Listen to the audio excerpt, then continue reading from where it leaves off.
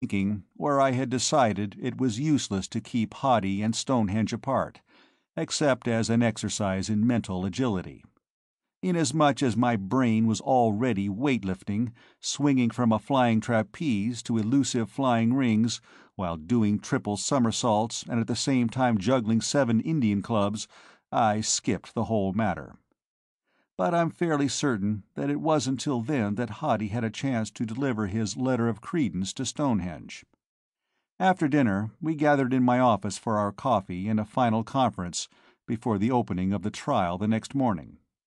Stonehenge spoke first, looking around the table at everyone except me. "No matter what happens, we have the fleet within call. Sir Rodney's been active picking up those Zisroff meteor mining boats. They no longer have a tight screen around the system. We do. I don't think that anyone, except us, knows that the fleet's where it is." "No matter what happens," I thought glumly, and the phrase explained why he hadn't been able to look at me. "Well, boss, I gave you my end of it comin' in," Hoddy said. "Want me to go over it again? All right. In Bonneville, we found half a dozen people who could swear that Kettle-Belly Sam Bonney was making preparation to protect those 3 brothers an hour before Ambassador Cumshaw was shot. The whole town's sorer than hell at Kettle-Belly for antagonizing the Hickok outfit and getting the place shot up the way it was. And we have witnesses that Kettle-Belly was in some kind of deal with the Zisroff, too. The Rangers gathered up 8 of them, who can swear to the preparations and to the fact that Kettle-Belly had Zisroff visitors on different occasions before the shooting." "That's what we want," Stonehenge said. "Something that'll connect this murder with the Zisroff." "Well, wait till you hear what I've got," Paris told him. "In the first place, we traced the gun and the air car. The Bonney brothers bought them both from Zisroff merchants, for ridiculously nominal prices. The merchant who sold the air car is normally in the dry goods business, and the one who sold the auto rifle runs a toy shop. In their whole lives, those 3 boys never had enough money among them to pay the list price of the gun, let alone the car. That is, not until a week before the murder." "They got prosperous all of a sudden?" I asked. "Yes. 2 weeks before the shooting, Kettle-Belly Sam's bank account got a sudden transfusion. Some anonymous benefactor deposited 250,000 pesos, about $100,000, to his credit. He drew out 75,000 of it, and some of the money turned up again in the hands of Switchblade and Jack High and Turkey Buzzard. Then, a week before you landed here, he got another 100,000 from the same anonymous source, and he drew out 20,000 of that. We think that was the money that went to pay for the attempted knife job on Hutchinson. 2 days before the barbecue, the waiter deposited 1,000 at the New Austin Packers and Shippers Trust." "Can you get that introduced as evidence at the trial?" I asked. "Sure. Kettle-Belly banks at a town called Crooked Creek, about 40 miles from Bonneville. We have witnesses from the bank. I also got the dope on the line the Bonney brothers are going to take at the trial. They have a lawyer, Clement A. Sidney, a member of what passes for the Socialist Party on this planet. The defense will take the line of full denial of everything. The Bonnies are just 3 poor but honest boys who are being framed by the corrupt tools of the big ranching interests." Hoddy made an impolite noise. "What do we got to worry about, then?" he demanded. "They're a cinch for conviction." "I agree with that," Stonehenge said. "If they tried to base their defense on political conviction and opposition by the Solar League, they might have a chance. This way, they haven't." "All right, gentlemen," I said. "I take it that we're agreed that we must all follow a single line of policy, and not work at cross purposes to each other?"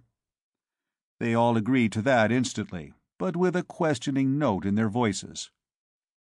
"Well, then, I trust you all realize that we cannot, under any circumstances, allow those 3 brothers to be convicted in this court," I added. There was a moment of startled silence, while Hoddy and Stonehenge and Perros and Thrombley were understanding what they had just heard. Then Stonehenge cleared his throat and said, "Mr. Ambassador, I'm sure that you have some excellent reasons for that remarkable statement, but I must say—" "It was a really colossal error on somebody's part," I said, "that this case was allowed to get to the court of political justice. It never should have. And if we take part in the prosecution, or allow those men to be convicted, we will establish a precedent to support the principle that a foreign ambassador is, on this planet, defined as a practicing local politician. I will invite you to digest that for a moment." A moment was all they needed. Thrombley was horrified and dithered incoherently. Stonehenge frowned and fidgeted with some papers in front of him. I could see several thoughts gathering behind his eyes, including, I was sure, a new view of his instructions from Klung. Even Hoddy got at least part of it. "Why, that means that anybody can bump off any diplomat he doesn't like," he began. "That's only part of it, Mr. Ringo," Thrombley told him. "It also means that a diplomat, instead of being regarded as the representative of his own government, becomes, in effect, a functionary of the government of New Texas. Why, all sorts of complications could arise."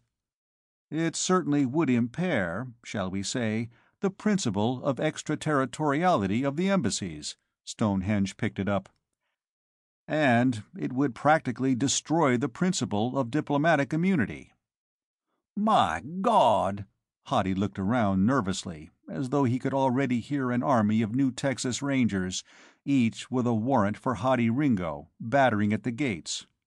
"We'll have to do something," Gomez, the secretary of the embassy, said. "I don't know what," Stonehenge said. "The obvious solution would be, of course, to bring charges against those Bonnie boys on simple first-degree murder, which would be tried in an ordinary criminal court.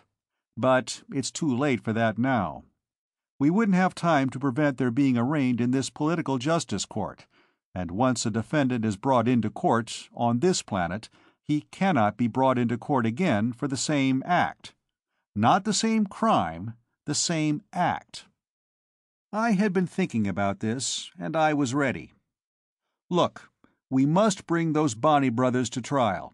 It's the only effective way of demonstrating to the public the simple fact that Ambassador Cumshaw was murdered at the instigation of the Zasroff.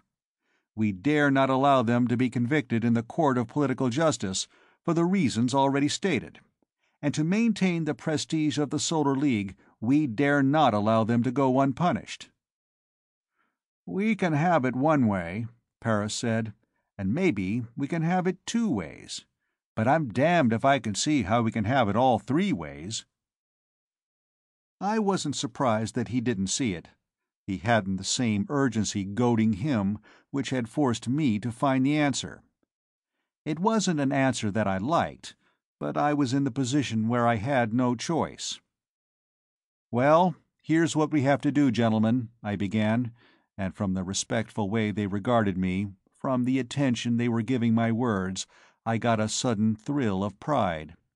For the first time since my scrambled arrival, I was really Ambassador Stephen Silk. Chapter 8. A couple of New Texas Ranger tanks met the embassy car 4 blocks from the State House and convoyed us into the Central Plaza, where the barbecue had been held on the Friday afternoon that I had arrived on New Texas. There was almost as dense a crowd as the last time I had seen the place, but they were quieter, to the extent that there were no bands and no shooting, no cowbells or whistles. The barbecue pits were going again, however, and hawkers were pushing or propelling their little wagons about, vending sandwiches. I saw half a dozen big 20-foot teleview screens, apparently wired from the courtroom. As soon as the embassy car and its escorting tanks reached the plaza, an ovation broke out. I was cheered, with the high-pitched "Yippee!" of New Texans, and adjured and implored not to let them so-and-sos get away with it. There was a veritable army of Rangers on guard at the doors of the courtroom. The only spectator